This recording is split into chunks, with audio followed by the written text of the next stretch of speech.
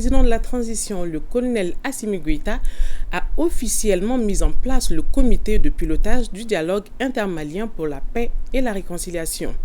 Ce comité fort de 140 Maliens est présidé par l'ancien Premier ministre Ousmane Issoufi Maïga. Toutes les couches sociales y sont représentées. Une crème de la société civile malienne qui se doit de créer les conditions permettant de laver le linge sale en famille. Un linge sale qui n'aurait jamais dû sortir de la famille selon le président de la transition.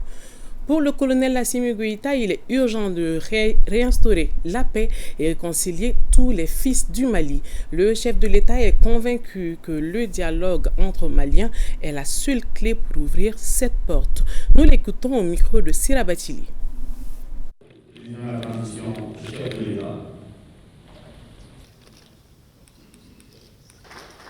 La présente cérémonie marque le début d'un processus destiné à aboutir à l'apaisement des cœurs et au retour de la grande fraternité légendaire entre les filles et les fils de notre nation.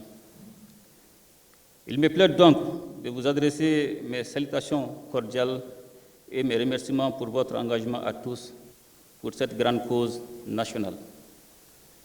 Mesdames et messieurs, le peuple malien qui a souffert le martyre durant des années revient de loin. En des moments de son histoire récente, certaines personnes n'auraient pas parié sur la possibilité pour lui de reconquérir ses terres, encore moins de réconcilier ses enfants. Oui, le Mali éternel a vacillé, mais il ne s'est pas écroulé, contrairement à certaines prédictions. Mesdames et messieurs, nous devons cela à notre histoire millénaire, marquée par l'existence des grands empires et royaumes qui ont réalisé un brassage socio-culturel donnant naissance à des communautés ayant toujours vécu en symbiose et dans la complémentarité. Elles ont ainsi mis en place des systèmes d'échange mutuellement bénéfiques entre les produits de l'agriculture, du pastoralisme, de la pêche et de l'artisanat, et créant de fait un contexte économique harmonisé. Sur le plan sociologique, nos ancêtres ont inventé des institutions et des relations sociales qui ont créé l'harmonie et la solidarité entre les personnes et les groupes. Une de ces institutions, la parenté à plaisanterie, autrement dit le sinanguya, qui est un véritable ciment social et qui crée des liens quasiment sacrés entre différents groupes ethniques. Mesdames et messieurs, même au plus fort de la crise multiforme que traverse notre pays, pendant que les services de l'État s'étaient retirés de certaines localités, c'est le tissu social, pétri de solidarité et d'humanisme, qui a permis aux populations de se supporter pour mieux envisager l'avenir. C'est justement pour cette raison que les ennemis de notre peuple ont essayé de créer la mésentente entre nos populations pour les entraîner dans des conflits intracommunautaires et intercommunautaires. C'est ainsi que plusieurs de nos communautés ont été endeuillées par des assassinats de femmes, d'enfants et de vieilles personnes. Nos forces de défense et de sécurité, dans leur mission régalienne de protection du territoire, des personnes et des biens, ont également payé un lourd tribut. Mesdames et messieurs, et ces conflits ont eu également pour conséquence de désorganiser les économies locales en empêchant les populations de s'adonner à leurs activités quotidiennes.